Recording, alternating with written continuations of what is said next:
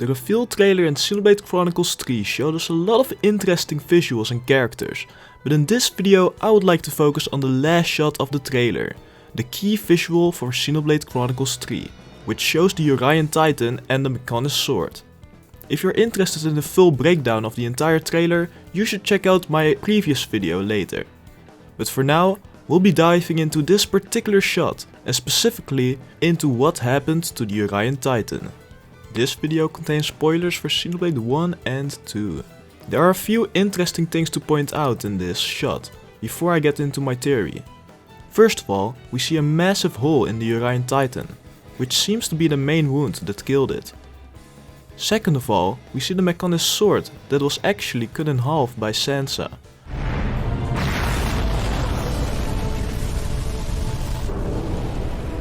What? It's finished!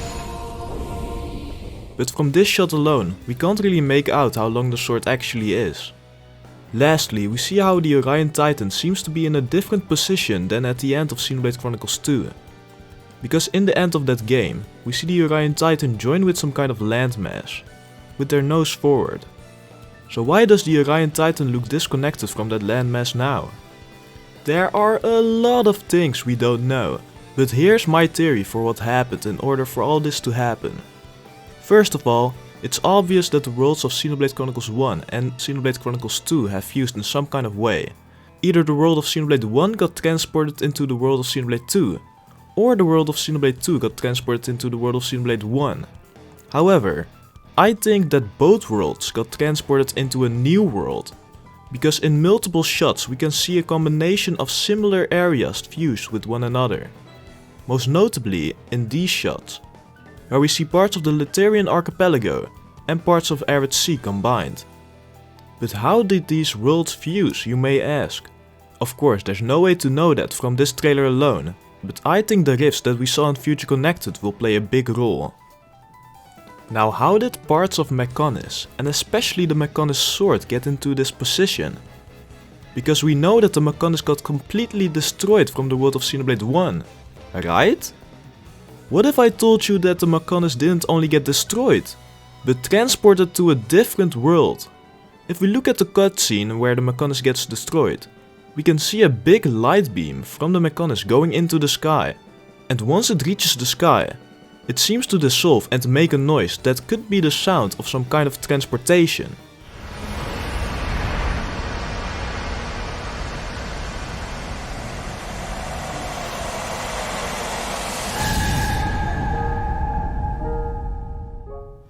What's even more interesting is that during the beam, you can see parts of the Mechonis go into the sky. And after the beam, nothing of the Mechonis is left. This indicates that the Mechonis, or what was left of it, was indeed transported to some place. And that place is the world of Xenoblade Chronicles 3. This isn't really relevant, but while safe to assume that Egil is dead, there might be a slim chance that he's still alive, and that he was also transported to this new world. This would be really interesting, as he would probably help Melia with the Kavus technology.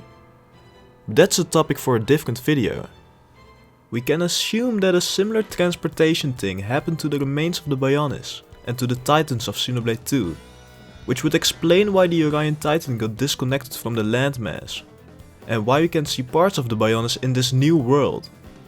But we still don't know how the Uraya Titan got this massive wound.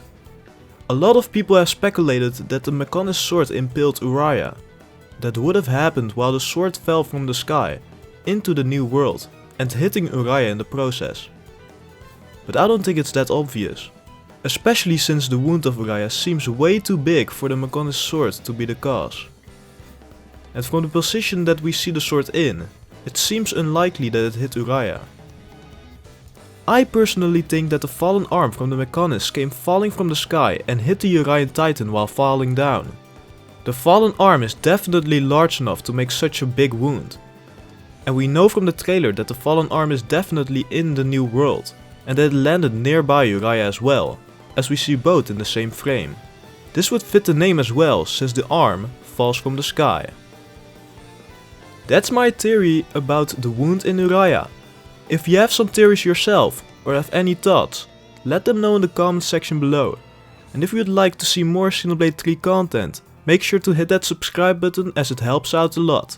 Thanks for watching and until next time.